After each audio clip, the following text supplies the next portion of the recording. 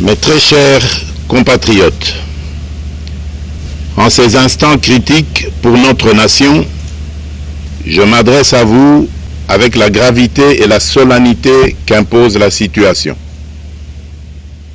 L'Est de notre pays, en particulier les provinces du Nord Kivu, du Sud Kivu et de l'Ituri, fait face à une aggravation sans précédent de la situation sécuritaire. Les forces de défense du Rwanda, en soutien de leurs marionnettes du M23, poursuivent leur entreprise terroriste sur notre territoire, semant la terreur et la désolation parmi nos populations. Je partage avec vous la douleur et l'indignation face à ces attaques barbares. Ces actes ne sont pas seulement une attaque contre la République, mais une offense à l'histoire et à la dignité de notre peuple. En ces moments difficiles, je vous appelle à la résilience et surtout à la résistance. Face à cette situation, permettez-moi de vous rassurer. Une riposte vigoureuse et coordonnée contre ces terroristes et leurs parrains est en cours. Nos vaillantes forces armées de la République démocratique du Congo, symboles de courage et de patriotisme, sont pleinement mobilisées, prêtes à défendre chaque centimètre de notre territoire. J'ai personnellement convoqué et présidé des réunions de crise avec une équipe restreinte du gouvernement, le haut commandement militaire ainsi qu'une réunion interinstitutionnelle afin d'évaluer les récents développements de la situation et de lever les options pour repousser les agresseurs et reconquérir chaque parcelle de notre territoire. À cet effet, j'ai nommé ce 28 janvier le général-major Évariste Somo Kakule au poste de gouverneur militaire du Nord Kivu pour renforcer la coordination des opérations militaires et restaurer l'autorité de l'État. Parallèlement, nous avons engagé d'importantes démarches diplomatiques, notamment au sein du Conseil de sécurité des Nations Unies, ainsi que dans le cadre du processus de paix de Luanda, auquel nous restons pleinement engagés malgré les obstacles. Nous privilégions la voie du dialogue, mais toujours avec lucidité, tout en restant fermement résolus à défendre notre territoire et notre souveraineté par tous les moyens nécessaires. Mais ce combat n'est pas seulement celui des FARDC. C'est le combat de tout un peuple, le combat de notre identité congolaise, afin de léguer aux générations futures un pays prospère et en paix. À tous nos compatriotes, dans chaque province, chaque ville, chaque territoire et chaque village, ainsi que ceux de la diaspora, sans distinction d'appartenance ethnique ou politique, unissons nos efforts. Apportons un soutien indéfectible, moral et matériel à nos vaillants soldats. Mobilisons-nous comme un seul homme pour défendre notre souveraineté et sauvegarder notre intégrité territoriale. Je suis pleinement conscient des souffrances de nos compatriotes qui fuient les hostilités. Le gouvernement est instruit d'activer le plan d'urgence humanitaire pour venir en aide aux déplacés. À vous, habitants de Goma et des environs, je ressens profondément votre douleur qui est aussi la mienne. Elle traverse nos cœurs et nos âmes en tant que fils et filles d'une même patrie. Mais face à cette épreuve, je vous exhorte à puiser dans cette force intérieure qui fait la grandeur du peuple congolais. Résistez avec courage. Faites preuve de vigilance constante et gardez votre calme malgré l'adversité. Sachez que nous ne sommes pas restés inactifs. Des plans de contingence sont préparés pour assurer la protection de la population civile et prévenir toute escalade de la violence. Les dispositifs de sécurité ont été renforcés pour protéger les zones stratégiques et nous travaillons sans relâche pour garantir le fonctionnement des services essentiels. Je tiens à rendre un hommage solennel à tous ceux qui ont payé le prix ultime dans cette lutte pour notre dignité et notre souveraineté. J'ai une pensée pieuse pour le général-major Peter Chirimwami, gouverneur militaire du Nord Kivu, tombé les armes à la main. Je m'incline avec respect devant la mémoire de tous nos militaires et de tous les Wazalendo tombés sur le champ d'honneur. Je pense aussi aux soldats de la mission de la communauté de développement d'Afrique australe, la SAMI d'IRC, qui combattent à nos côtés, aux casques bleus de la MONUSCO, qui ont sacrifié leur vie pour la paix, ainsi qu'aux innombrables civils victimes de la barbarie ennemie. Leur courage et leur sacrifice ne seront jamais oubliés. Et nous portons leur flambeau avec la ferme détermination d'achever leur noble combat. Je voudrais ici interpeller directement la communauté internationale et l'Union africaine. Le Rwanda continue de violer ouvertement et sans scrupule les principes fondamentaux de la Charte des Nations Unies ainsi que les accords régionaux. Pire, ces agissements se déroulent dans une impunité totale et ce, avec un mépris manifeste des règles internationales et des valeurs que ces institutions sont censées défendre. Cette attitude arrogante, qui ne cherche même plus à masquer ses forfaits, est une provocation inacceptable à l'égard de notre souveraineté et de la stabilité régionale. La présence de milliers de soldats rwandais sur notre sol, leur soutien politique, logistique et militaire à leur pantin du M23, ainsi que leur implication dans l'exploitation illégale de nos ressources naturelles, nous conduisent tout droit à une escalade aux conséquences imprévisibles, mettant en danger toute la région des Grands Lacs. Votre silence et votre inaction face à la barbarie du régime de Kigali et aux atrocités perpétrées par ces supplétifs sur notre territoire constituent un affront non seulement à la République démocratique du Congo, mais également aux valeurs universelles de justice et de paix. Le peuple congolais prend acte de cette passivité qui frôle la complicité. Soyez sûrs d'une chose, la République démocratique du Congo ne se laissera pas humilier ni écraser. Nous nous battrons et nous triompherons. Congolaises et Congolais, l'heure est certainement grave, mais notre détermination est encore plus inébranlable. Ce moment critique nous offre l'opportunité de montrer au monde ce qui fait notre force, c'est-à-dire notre unité sans laquelle tous nos efforts seraient vains. Je vous appelle à être vigilants, mais à ne pas céder à la haine, aux divisions ou à la violence.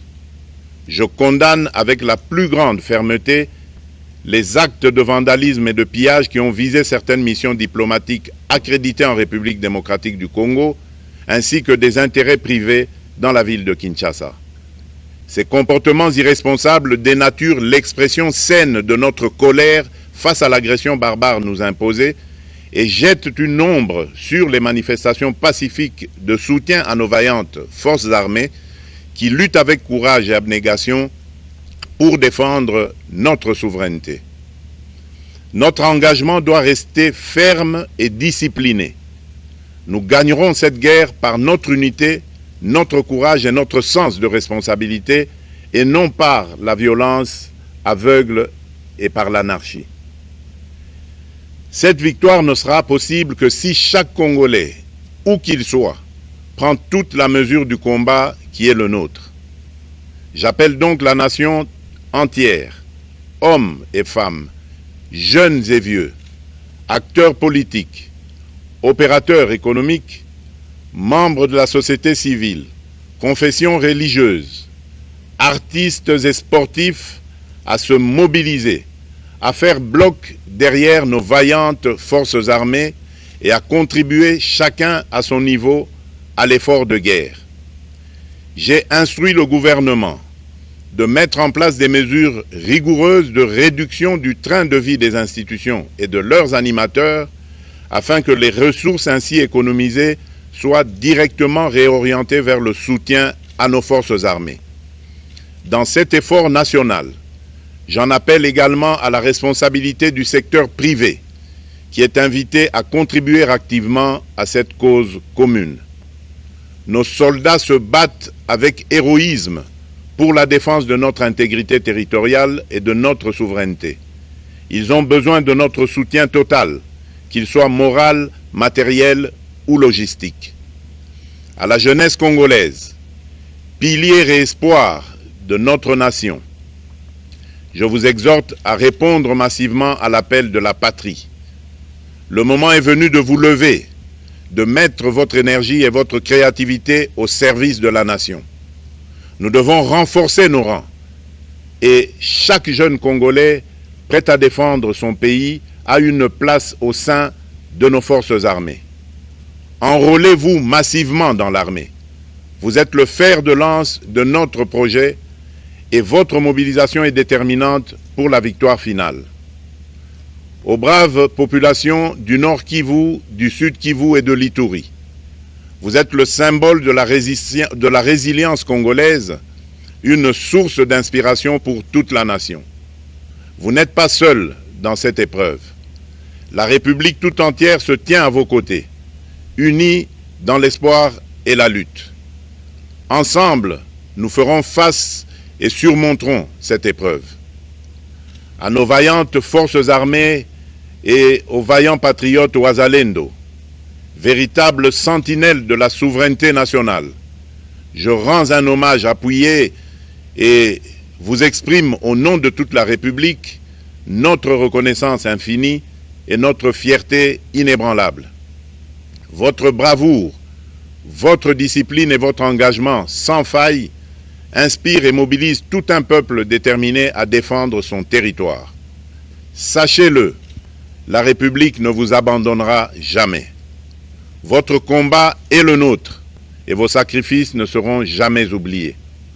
Vous incarnez l'honneur de la nation congolaise. À tous mes compatriotes, d'ici et de la diaspora, la République démocratique du Congo ne pliera pas. La République démocratique du Congo ne reculera pas. Je ne vous abandonnerai jamais. J'en fais ici le serment. Le soleil n'a pas cessé de briller sur notre patrie. Ensemble, main dans la main, nous surmonterons cette tempête et nous ouvrirons une ère nouvelle de paix et de prospérité pour les générations futures. Que Dieu bénisse la République démocratique du Congo et son peuple. Je vous remercie.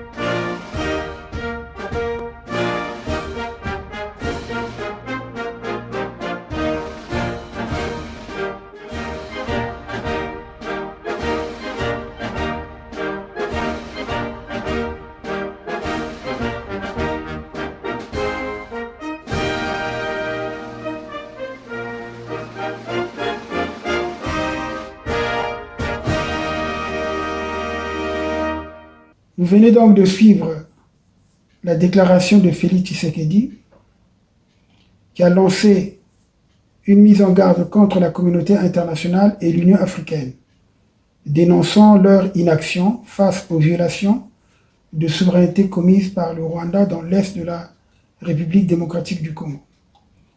Nous allons revenir sur cela, mais bien avant, le président congolais s'est rendu donc mercredi 29 janvier pour des consultations avec son homologue angolais Joao Lourenço, qui assure d'ailleurs la médiation pour une analyse conjointe des prochaines étapes à suivre dans le cadre du processus de Luanda, compte tenu donc de la situation créée par la prise de Goma par les forces rebelles du M23. Nous allons revenir sur cela. Alors, le président d'ailleurs angolais, Joao Lourenço, demande le retrait immédiat des forces de défense rwandaises du territoire congolais. Et donc également qu'il y ait il a souhaité une convocation d'un sommet tripartite à Luanda de toute urgence.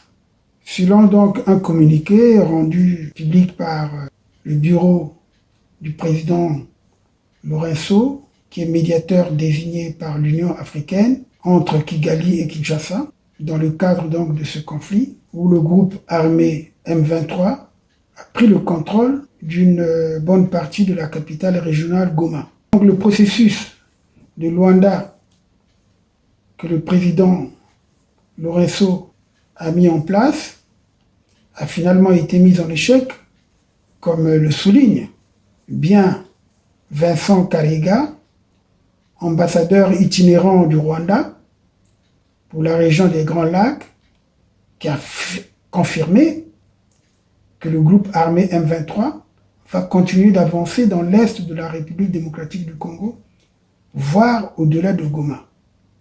Ce diplomate rwandais qui a avancé cela ne s'est pas trompé, mais malheureusement, comme vous le savez, les gesticulations de Kagame, il a envoyé Alain Mukurarinda, porte-parole adjoint du gouvernement rwandais, a expliqué au micro de RFI, que vous avez tous suivi, que les propos tenus par le représentant de Kagame ne reflètent pas la position officielle du gouvernement. Donc la prise de Goma est une affaire soi-disant congolo-congolaise. Et vous savez bien pourquoi la population congolaise s'est révoltée ou se révolte ou manifeste. Parce qu'il faut dire tout simplement aussi que la situation humanitaire à Goma est très critique. On voit des corps joncher les rues. Donc, nous revenons sur cette déclaration de Félix Tshisekedi que vous avez suivie. Le Rwanda donc continue de violer ouvertement et sans scrupule les principes fondamentaux de la Charte des Nations Unies ainsi que les accords régionaux. Nous allons revenir sur cela en vous parlant justement des principes énoncés par la Charte africaine des droits de l'homme et des peuples. Tshisekedi donc a condamné la présence des soldats rwandais sur le territoire congolais, ainsi que leur soutien politique, logistique et militaire au M23. Leur implication dans l'exploitation illégale des ressources naturelles. Il a également parlé de leur implication dans l'exploitation illégale des ressources naturelles. Donc, comme je l'ai dit, tout ça, c'est ça qui conduit à une escalade aux conséquences imprévisibles, comme il a dit, mettant en danger toute la région des Grands Lacs. Alors, le chef de l'État congolais démocratique a interpellé les Nations Unies et l'Union africaine, les appelant à prendre leurs responsabilités face aux crimes perpétrés en RDC.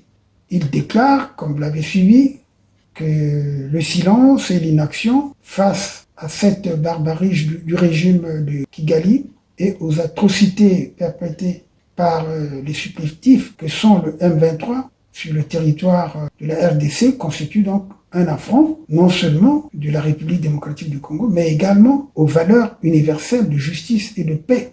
Donc en déplorant cette passivité qui frôle la complicité, Tshisekedi a réaffirmé la détermination du peuple congolais démocratique donc à défendre sa souveraineté.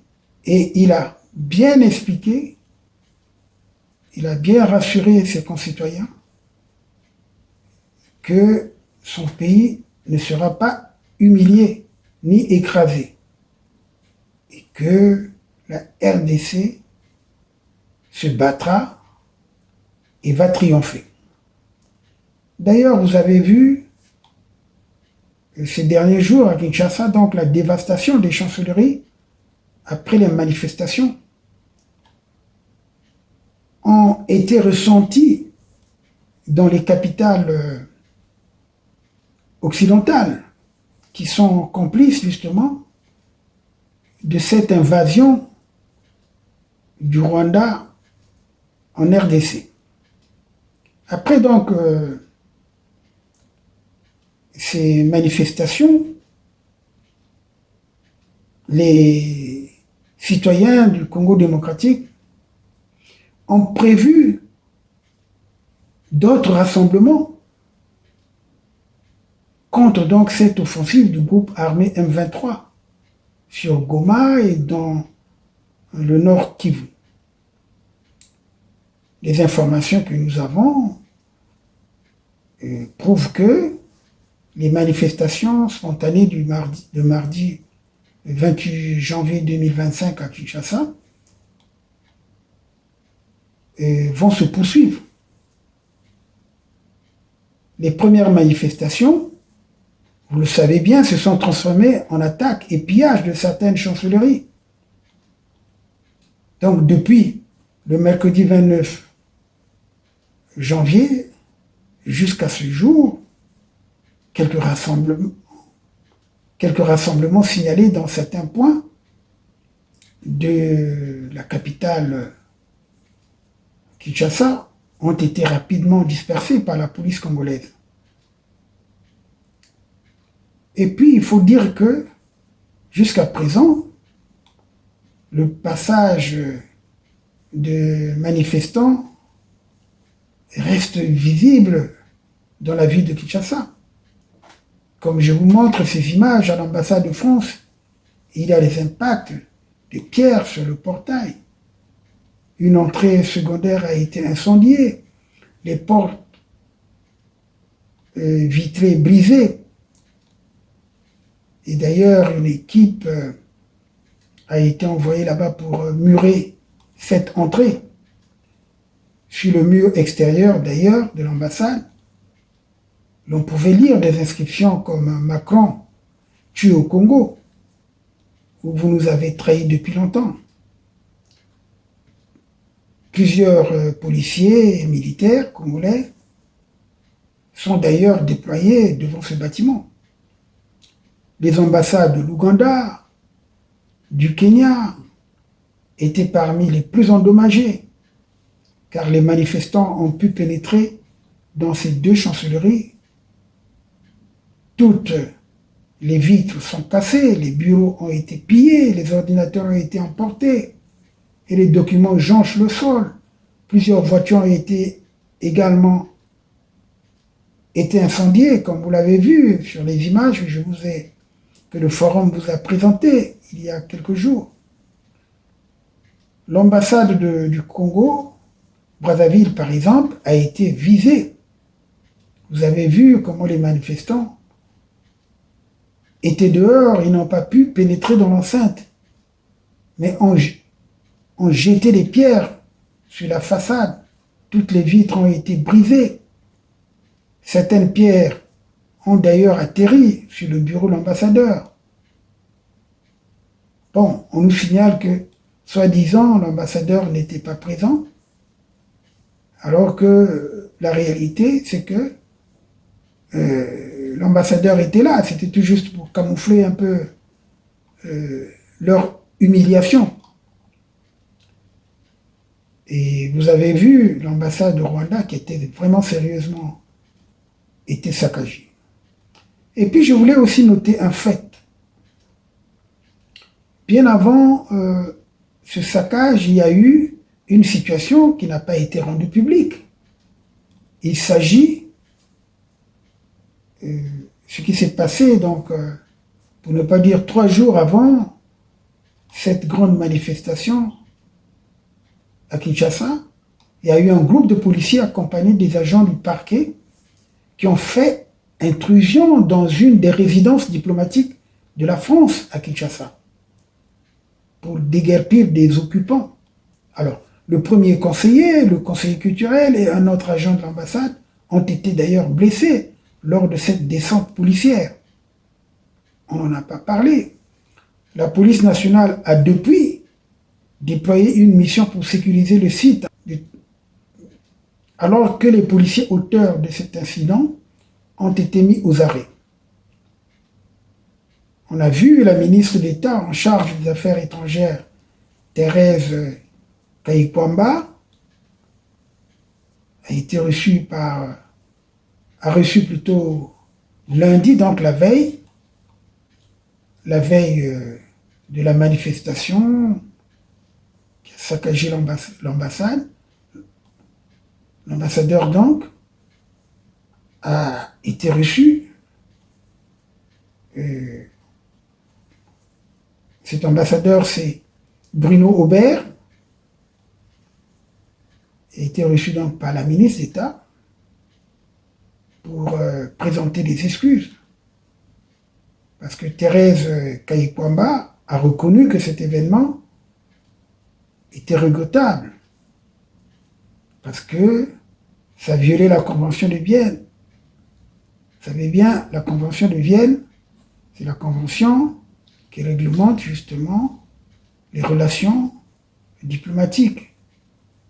Parce que la Convention de Vienne, il y a la Convention diplomatique et la Convention consulaire.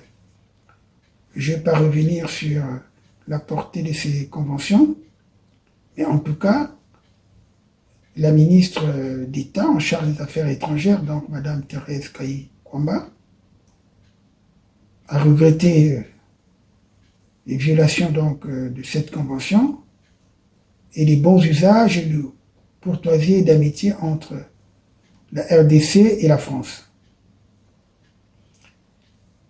Parce que ces deux pays se sont engagés pour ne plus revivre ce genre d'événements. Malheureusement, on a vu que 2 jours après, l'ambassade de France que je vous montre a été sérieusement touchée.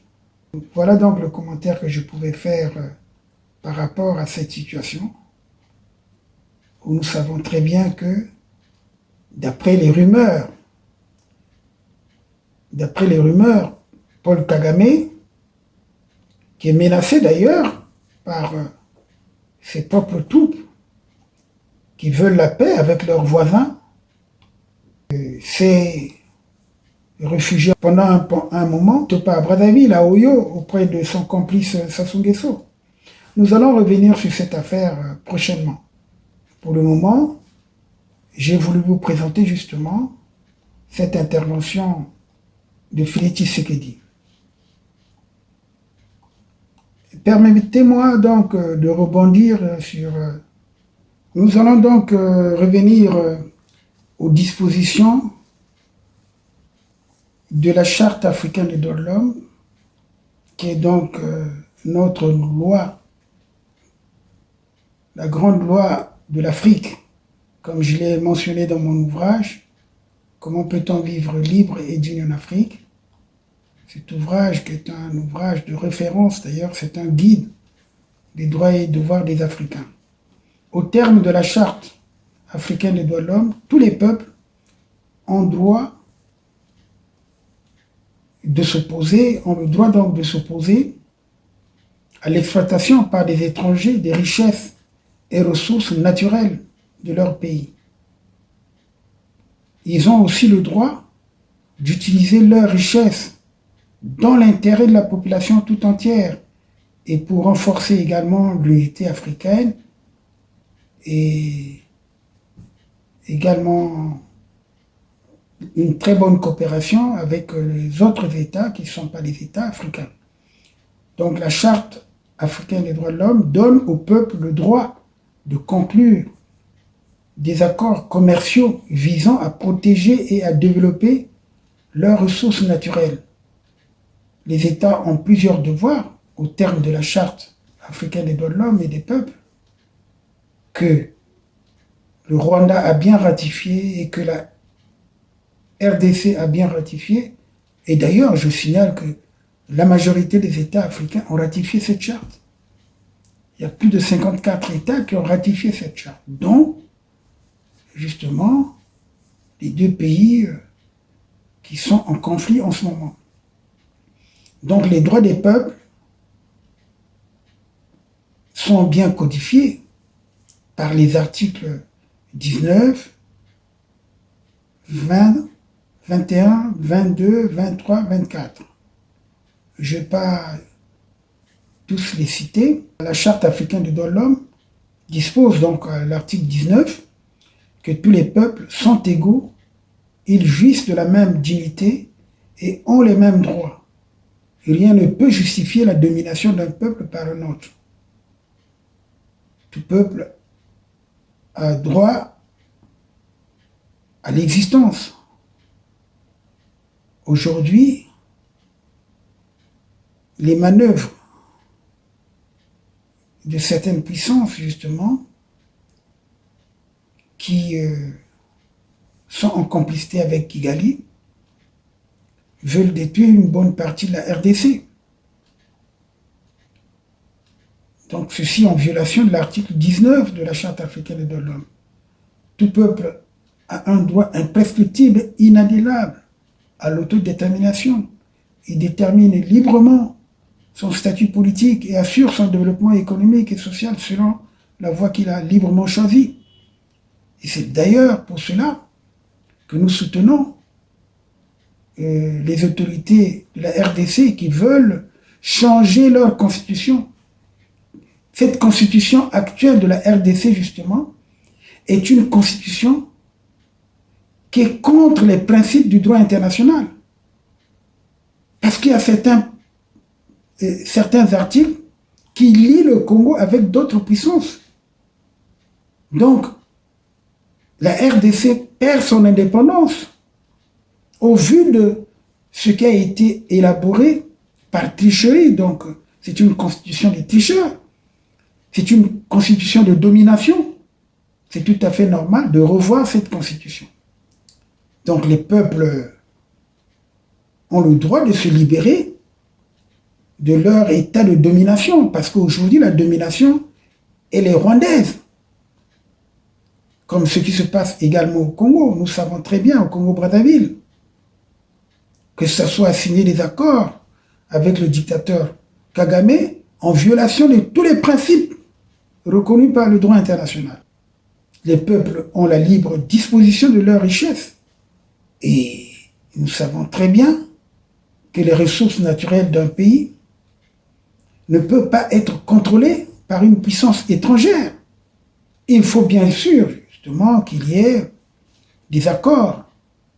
Parce que ce droit de disposer de ces richesses s'exerce dans l'intérêt exclusif des populations. En aucun cas, un peuple ne peut en être privé.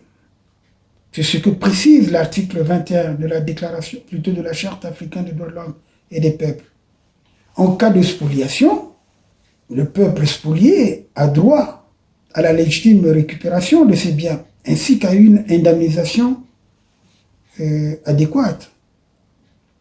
La libre disposition des richesses et des ressources naturelles s'exerce justement sans préjudice de l'obligation de promouvoir une coopération économique internationale fondée sur le respect mutuel, l'échange équitable et les principes du droit international.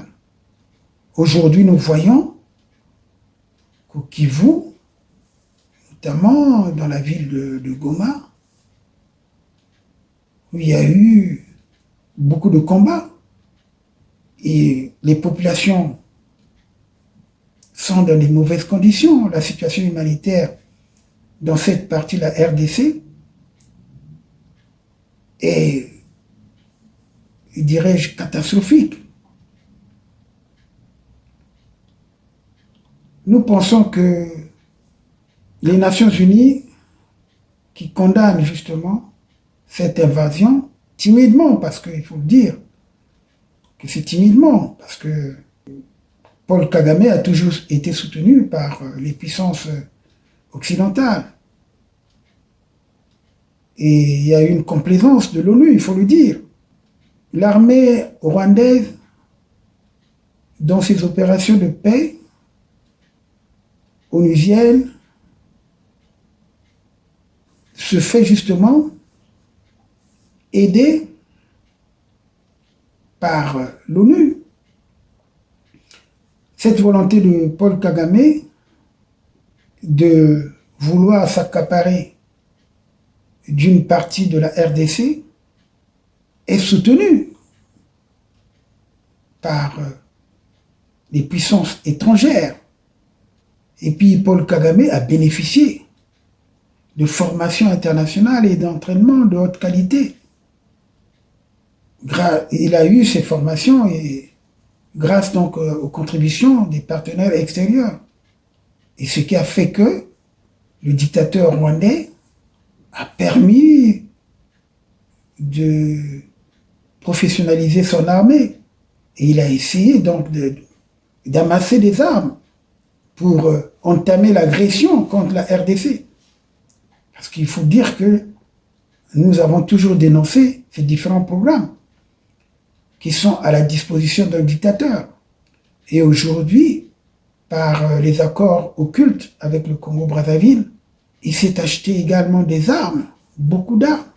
C'est tout le trafic, justement, que Madame Françoise Joly, la pseudo-experte, alors qu'il n'en est pas une, il faut le dire, qu'elle nous montre ses références. Ne soyons pas aveuglés. Ça se vous amène sa maîtresse à la présidence, vous dites que c'est une experte. On la voit partout, là où elle ne devait même pas être. Parce que c'est tout juste pour sa jouissance personnelle.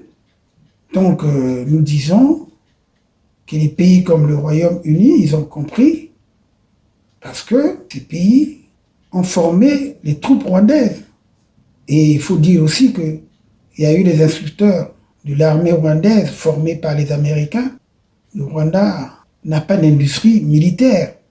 Il doit donc se fournir à l'étranger pour s'équiper. Et pour cela, il passe par le Congo-Brazzaville. C'est pour cela qu'il y a cette grande mission de Madame Françoise Joly. Donc Paul Kagame a toujours bénéficié de l'aide de ses partenaires, notamment les États-Unis, pour parer à ses insuffisances dans ses capacités de transport des troupes. Il faut le dire aussi que la couverture qu'on a donnée à Paul Kagame dans le programme du maintien de la paix, pour lui, c'est un levier de politique stratégique, parce que son engagement militaire, c'est une opportunité pour recevoir des contributions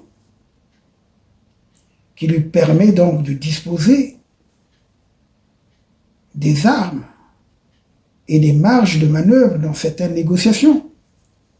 Parce qu'aujourd'hui, tout le monde a cru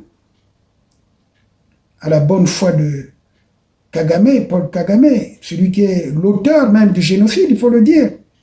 Je soutiens le journaliste camerounais qui a révélé justement cette machination. Kagame est à l'origine justement du mouvement soi-disant rebelle du M23 qui opère en RDC. Il y a eu au Rwanda, donc, il y a eu violation de l'embargo imposé au Rwanda. Mais malgré cet embargo, Paul Kagame s'est battu pour se voir attribuer un siège de membre non permanent du Conseil de sécurité en 2013 et 2014, ce qui lui a permis d'avoir un rayonnement. Et nous l'avons toujours dénoncé. Comme tous les pays contributeurs, la mission permanente du Rwanda auprès des Nations Unies à New York joue un rôle de liaison entre les Nations Unies et le gouvernement de Paul Kagame. Le Rwanda est pourtant membre du comité spécial des opérations de maintien de la paix depuis 2006. Il profite justement de sa présence au comité pour justement raconter n'importe quoi, falsifier les rapports des experts. C'est pour cela que nous attirons l'attention des dirigeants de l'ONU et des autorités françaises. Et nous disons que on ne doit pas soutenir une dictature. Vous voyez comment Emmanuel Macron a biaisé, donnant l'impression d'être au milieu ou de condamner l'invasion du Rwanda en RDC. C'est parce que tous ces pays sont favorables avec Kigali qui a proposé la balkanisation de la RDC. L'Ouganda voulait une bonne partie de ce territoire. Le Rwanda également.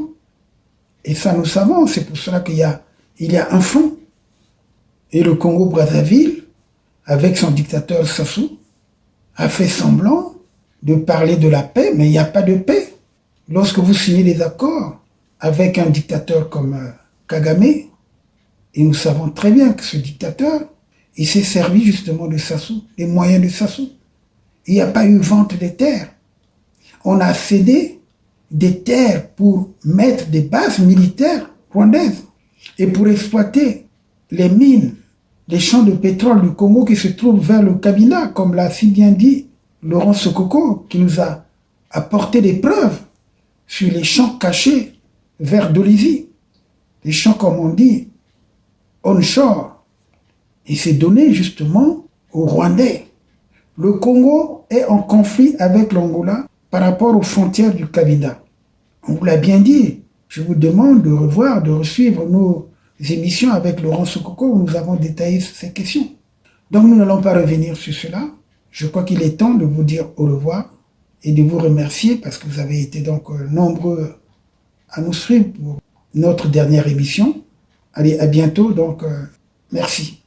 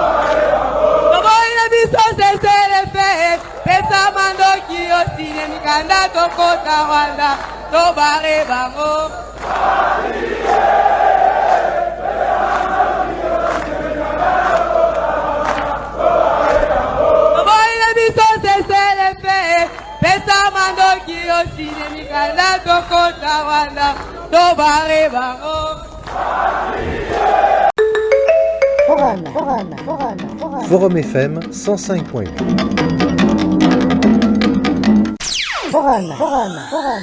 Forum FM 105.8. C'est beau comme un camion. C'est beau comme un camion. Et ça roule plus vite. Plus vite. Forum FM 105.8. On a cette vie, mais une seule radio. Une seule radio. Forum FM 105.8. Attachez vos ceintures. Attachez vos ceintures. Forum FM 105.8. Vous fait voyager. Maintenant. Avant la radio, c'était ça. Maintenant, il y a Forum. Vous avez demandé la musique, ne quittez pas. Forum FM, enfin la radio. Forum 105.8, la radio des droits de l'homme, Forum FM.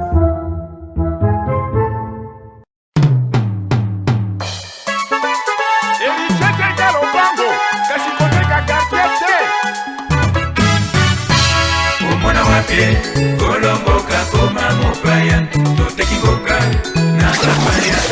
c'est pas tout ça où j'en ai d'aide moi. Forum FM 105.8.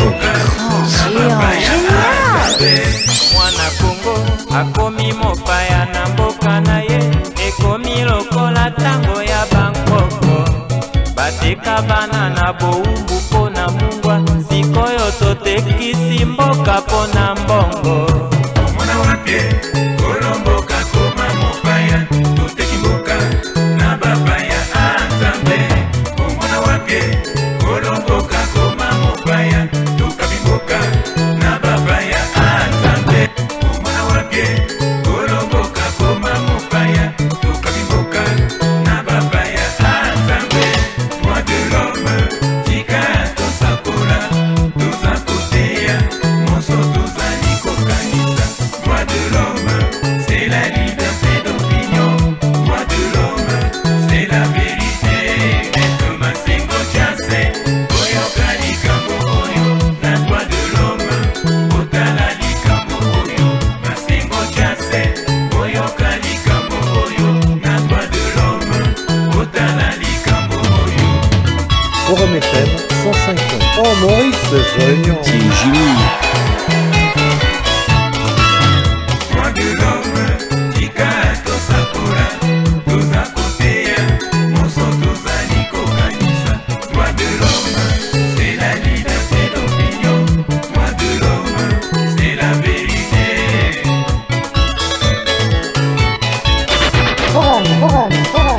Forum FM 105.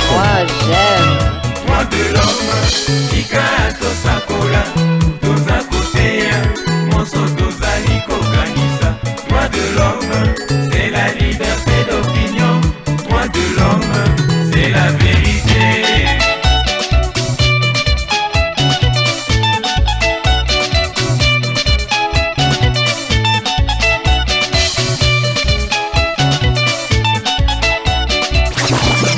Bon bah c'est pas tout ça où j'en ai d'aime moi. Forum FM 105. Génial.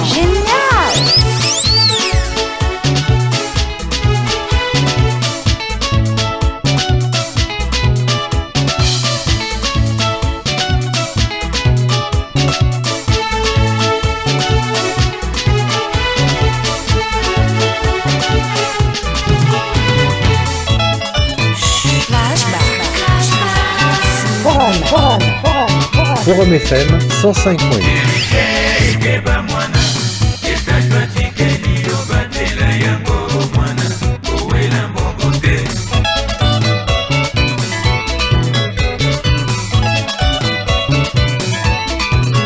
Héritier keba mwana etajwa tikeli obatela yango mwana owela mbongo te.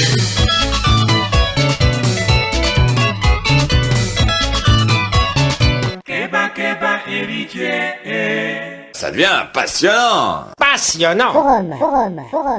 Forum FM 105.8.